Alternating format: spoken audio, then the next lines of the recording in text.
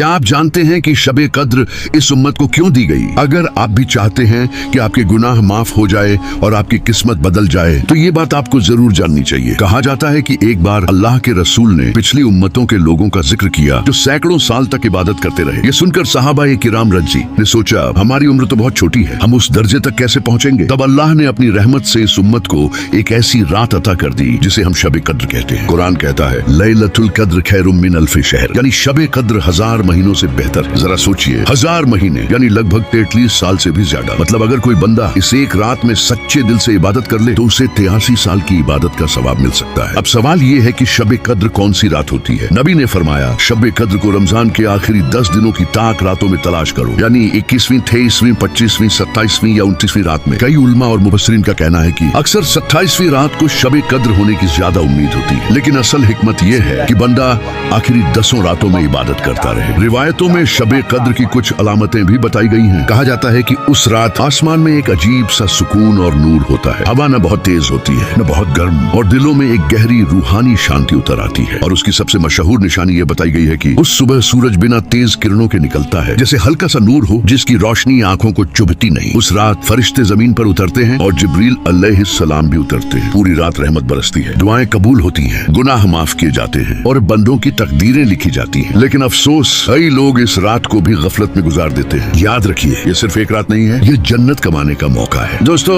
अगर आप भी चाहते हैं कि अल्लाह हमें शब कद्र की बरकत नसीब करे तो चैनल को सब्सक्राइब कीजिए और कमेंट में दिल से लिखिए आमीन, और इस पैगाम को आगे जरूर पहुंचाइए, क्योंकि खैर की बात फैलाना भी एक इबादत है।